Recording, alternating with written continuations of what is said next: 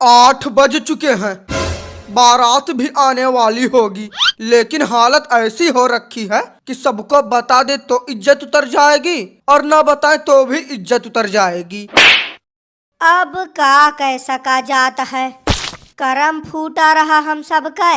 जो ये है हलवाई का बुलावा के खाना बनावे खातिर। अब पछताने से क्या फायदा, सारी इज्जत का हलवा बन गया। सारी की सारी गलती तुम्हारे इस लड़के की है। क्या जरूरत थी हलवाई पे चिल्लाने की? अरे फूफा जी, इसमें हमारी गलती क्या है? और चलिए माना कि हमने हलवाई पर चिल्लाया था, लेकिन आप तो उसे मारने के लिए दौड़ पड़े थे। मिलवा दिए सारा इज्जत पानी में, भाग गया हलवाई दुल्हन लेकर। मेरी ही गलती थी जो आपको बुला लिया शादी में। ठीक है, नहीं अगर इन सब में हमारी ही गलती है तो ठीक है, अभी चले जाते हम तुम्हारे इस घर से, फिर धूमधाम से मना लेना बिना दुल्हन वाली शादी।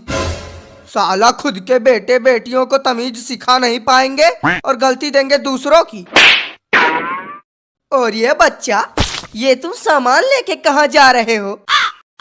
अपने घर जा रहे हैं पंडित जी, अब हम और नहीं रुक सकते इस शादी में।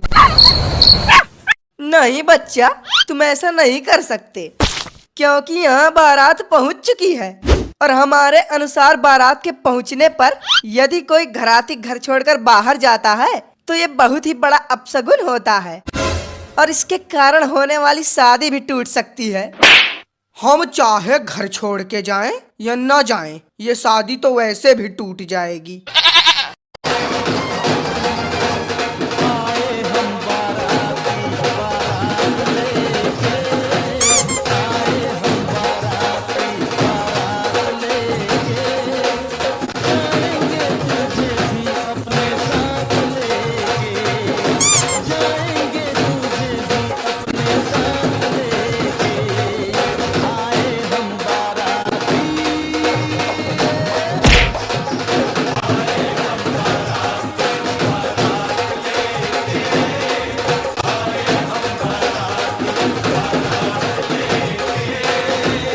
अरे बच्चा, अब यही खड़े ना रहो, अंदर चल के बारातियों के स्वागत की तैयारी करो और खाने का कार्यक्रम चालू करवाओ। बारात तो आ गई है, लेकिन दूल्हा कहीं दिखाई नहीं दे रहा।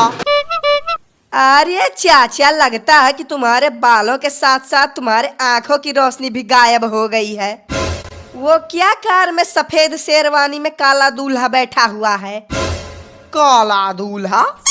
जब इतनी रोशनी में ये कलुआ दूल्हा दिख नहीं रहा तो रात के अंधेरे में ये ऐसे गायब हो जाएगा जैसे तुम्हारी खोपड़ी से दिमाग।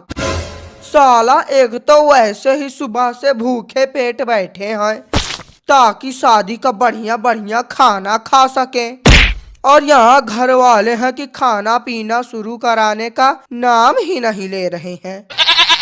अरे चाचा, तुमसे कहीं ज्यादा गिरे हुए नीच इंसान तो हम हैं। अरे हमें तो न्योता भी नहीं मिला है शादी का, फिर भी हम 1 घंटे से बैठकर खाने की सुगंध ले रहे हैं। बस एक बार खाना शुरू हो जाए ना तो इस तरह से खाऊंगा जैसे दीमक लकड़ी को खाती है। चलो, मंडप तैयार है, ये महाविद्वान पंडित भी तैयार है। बस एक बार दूल्हा और दुल्हन तैयार होके आ जाएं, उसके बाद शादी करा के मुंह मांगी दक्षिणा लूंगा। अरे ओ सफेद बाल वाले बच्चा, जरा यहाँ आना। जाओ दुल्हन के पिता से कहो कि दुल्हन को तैयार करके मंडप में भेजे, शादी के मुहूर्त का समय निकला जा रहा है। नहीं पंडित जी, नहीं पंडित जी, नहीं पंडित जी, भले ही ये शादी ना हो, भले ही मुझे पता है कि दुल्हन हलवाई के साथ भाग गई है। क्या दुल्हन हलवाई के साथ भाग गई है? ये आपको किसने बताया? अभी तुम्ही ने तो कहा कि दुल्हन हलवाई के साथ भाग गई है। अरे नहीं पंडित जी, लगता है कि आपने कुछ गलत सुना है। हमने तो ये कहा है कि भले ही दुल्हन हलवाई को अपना भाई मानती है। हमने गलत सुना है? इतना गलत कैसे सुन लिया हमने? पंडित जी, हमें लगता है कि आपने अपना चश्मा नहीं लगा रखा, इसीलिए शायद आपको गलत सुनाई दे रहा होगा। हाँ बच्चा, बात तो तुम्हारी सही है। लगता है कि चश्मा न लगाने के कारण ही हमको कम सुनाई दे रहा है।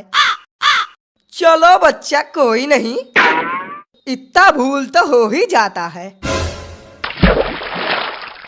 अरे ओ भगेड़ी दुल्हन के पिताजी, बस यहीं बैठे रहो आराम से। और वहाँ पंडित दुल्हन को मंडप में बुलाने की बात कर रहा है। साला ना कुछ लेना ना कुछ देना, फंस गए हम। अरे बच्चा, तनी स्थिति देख दाख के बात करो। यहाँ वैसे दिमाग के दही भय है और तू हो कि एक मामूली से पंडित का ना ही संभार पावता हो।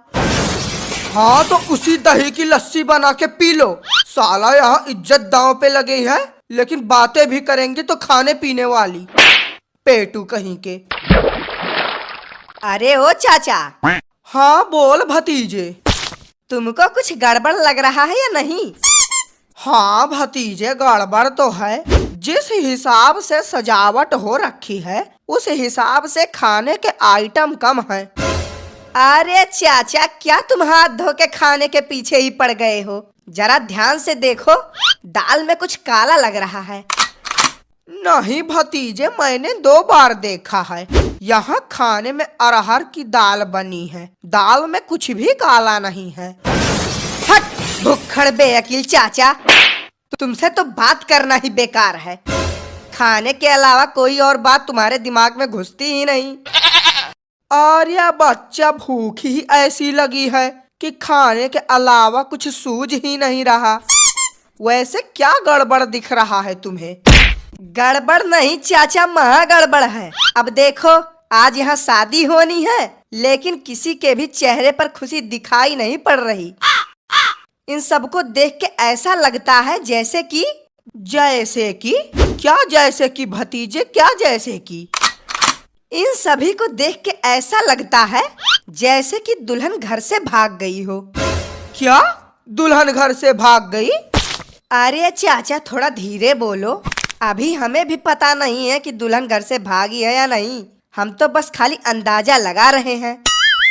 क्या सही है क्या गलत, हम अभी पता करके आते हैं। और भाई साहब, तबीयत पानी सब बढ़िया? लगता है कि भाई साहब सुने नहीं। अरे ओ भाई साहब, हम आपसे ही पूछ रहे हैं, तबीयत पानी सब बढ़िया है? गजब के घमंडी इंसान हैं आप भाई साहब। माना कि आज आपकी बेटी की शादी है, लेकिन इतना घमंड भी सही नहीं है कि किसी की बात का जवाब ही ना दो। अरे बच्चा, अब जवान इंसान टेंशन से अधमरा हो चुका है, तुम का घमंडी बोलत हो। ऐसा कौन सा टेंशन है जिससे शादी के दिन ही बोलती बंद हो गई? कहीं ऐसा तो नहीं कि दुल्हन ही घर से भाग गई है? ये बात तुम्हें कैसे पता चली? कौन सी बात? यही बात कि दुल्हन घर से भाग गई है। इसका मतलब हमारा शक बिल्कुल सही निकला। शादी से पहले ही दुल्हन घर छोड़ के भाग गई है। रुको, अभी मैं सबको ये बात बता के आता हूँ। अरे ओ सफेद दाढ़ी वाले बच्चा, 20 मिनट के अंदर दुल्हन को मंडप में भेजो, शादी का मुहूर्त निकला जा रहा है।